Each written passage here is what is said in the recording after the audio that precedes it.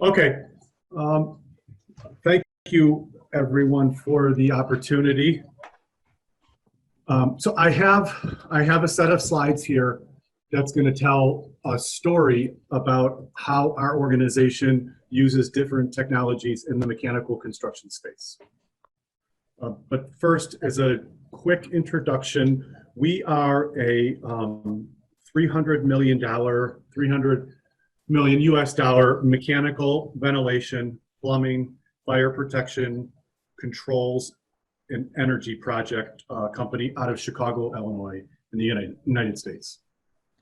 So our agenda follows the major milestones of a construction project. So forecasting and procuring, sometimes known as estimating, pre-con and modeling, building, prefabrication, analytics, and job closeout.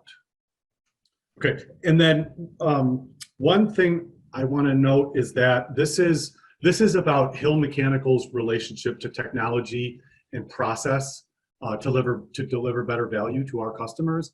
But there are a couple of, there's a couple of pieces of software that we talk about in here that are proprietary, meaning that we built them. There's also a lot of Autodesk. So there's a lot of Autodesk.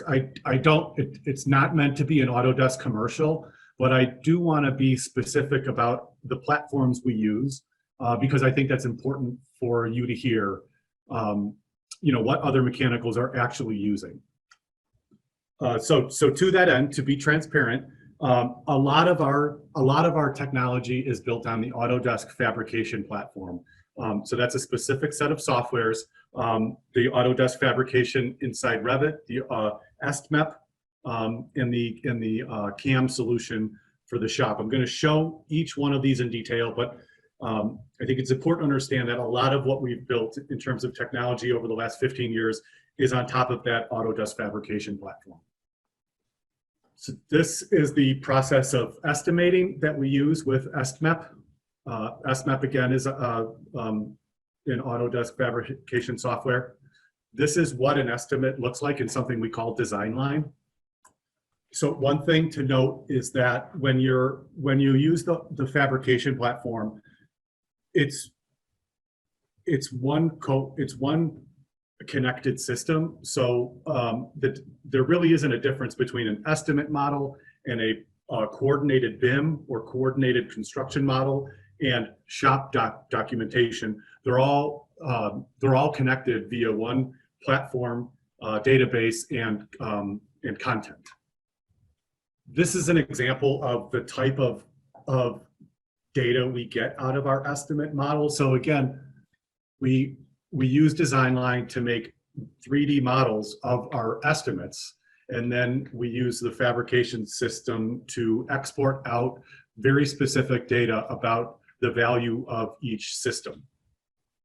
So there's a lot of customization that can take place within the fabrication system. But again, the image you're looking at right there is it's not a coordinated BIM for manufacturing.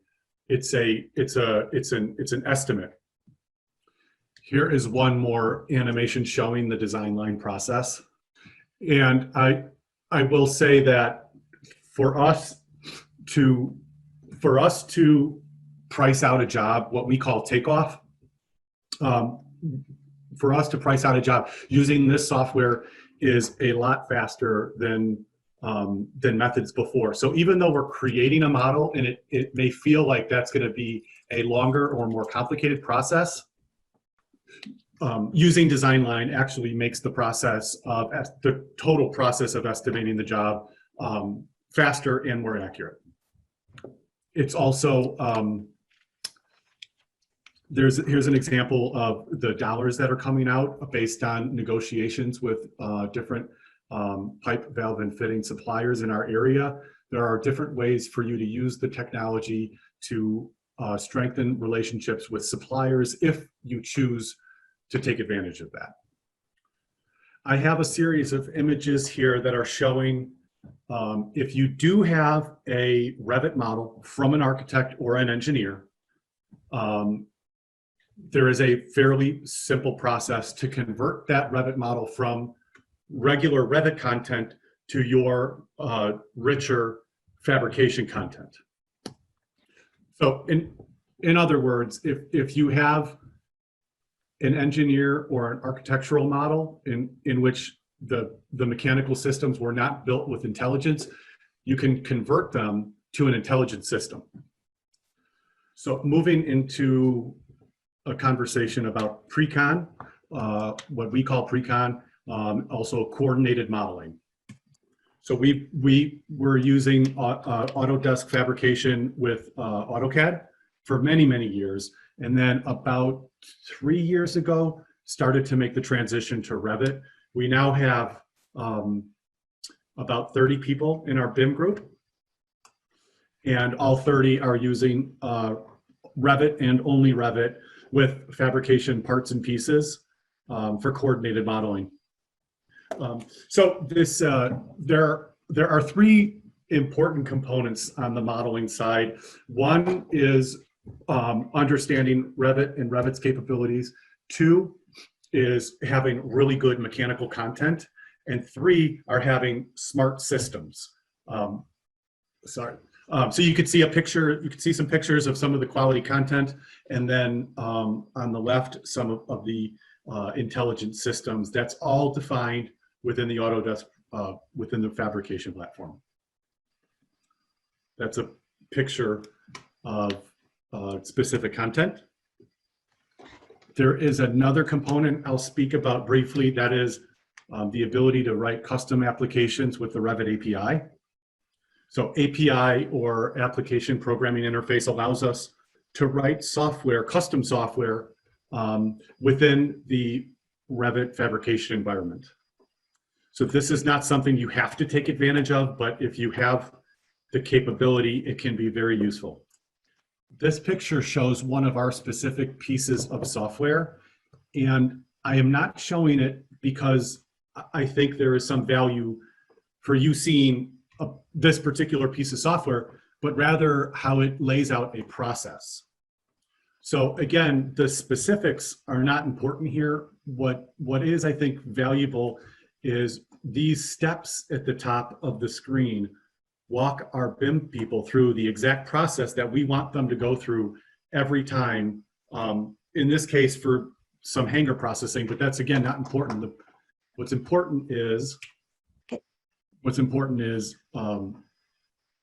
taking our BIM operators through these steps each and every time with custom software. Sorry, there's a lot of these slides. I wasn't going to stop and talk about each one, but just to show you, there's a lot of different variation that you can make in the API. This is an animation showing some custom spooling routines.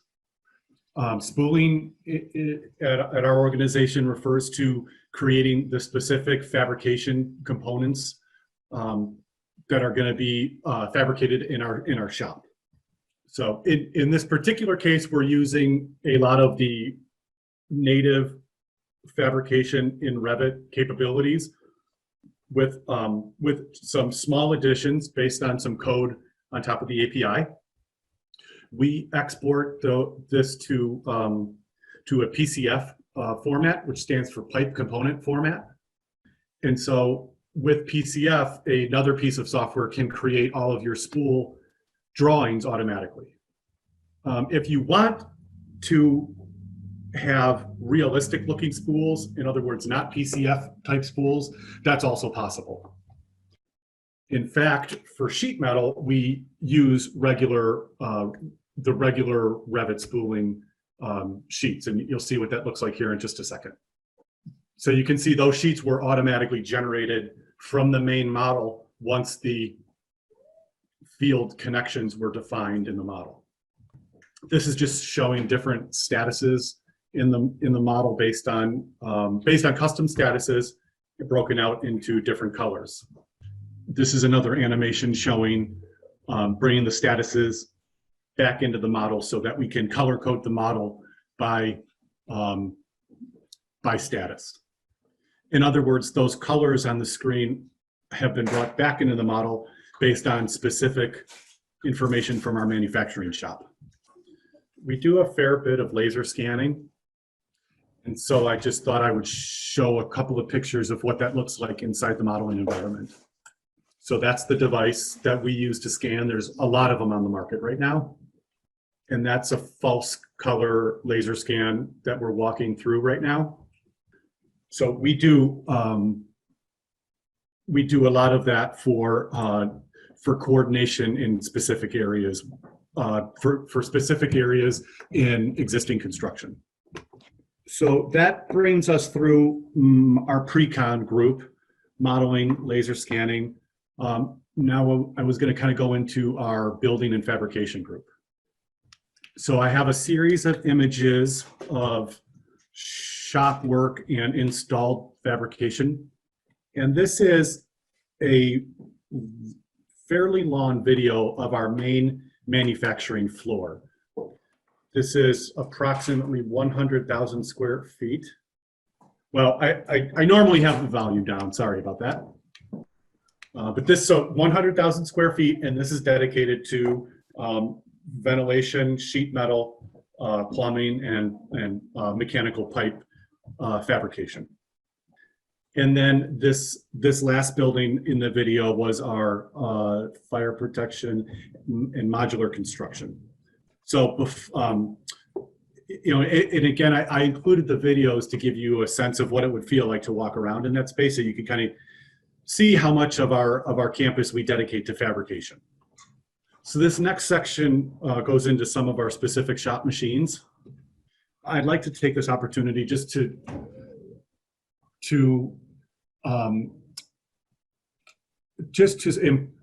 stress everything we do with technology, all of our BIM, all of our technology is all dedicated or all geared towards better prefabrication and more prefabrication.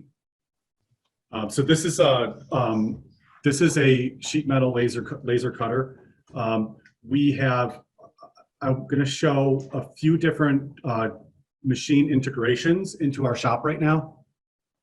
But I think one thing I think it's important to note is that all of these shop integrations are part of the fabrication system, meaning that all of the CNC information that all of these machines are using to cut is all coming from our coordinated BIM, from the coordinated construction model.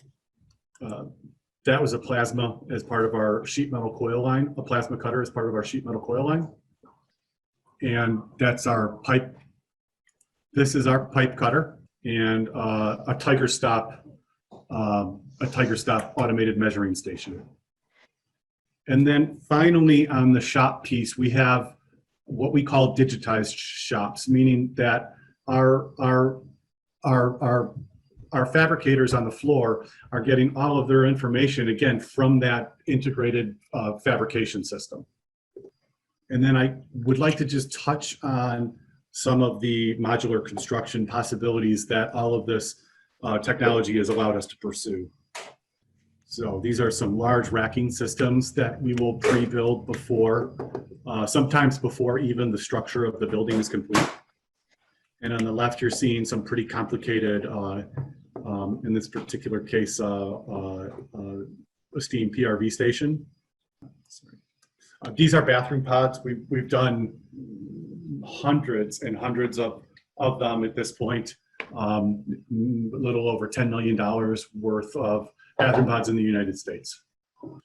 And again, all of these modular construction opportunities come from having a pretty sophisticated level of ability to both estimate and model and coordinate in our particular case in Revit. But the ability to do modular starts with an ability to do high quality modeling.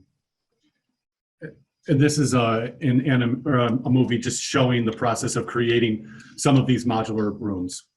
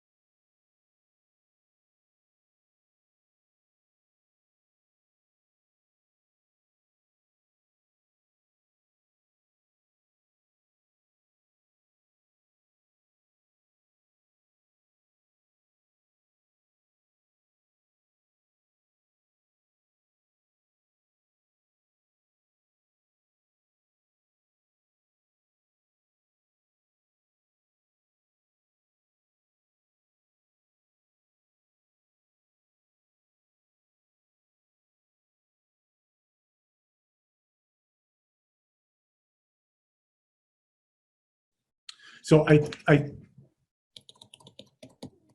the idea, I think, originally was to have you, so we're in the modular world, we're doing a lot of pods, a lot of different exam rooms, pre-op, post-op rooms for healthcare. That room right there, exam room, or the room you go into right before or after a surgery. So we'll take our, again, we'll take our ability to do high quality modeling and leverage it to build more and more sections of the building offsite in our manufacturing facility. Finally, I thought I would just touch on some of the analytics that we drive out of the fabrication platform.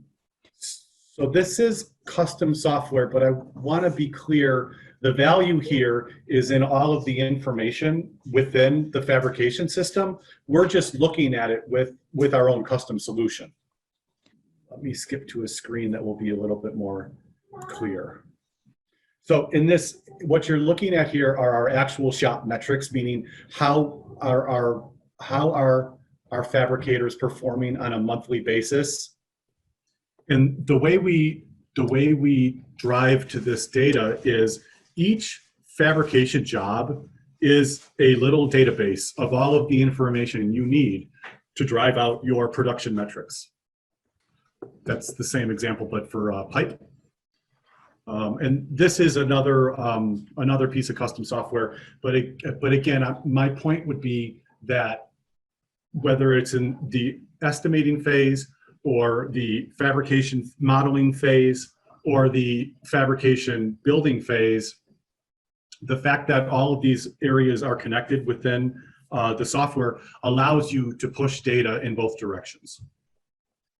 So again, if you want to build custom applications on top of the fabrication platform, there's so many different things that you can do there, but you don't have to get a lot of value out of it. Okay, so that is the main body of the presentation.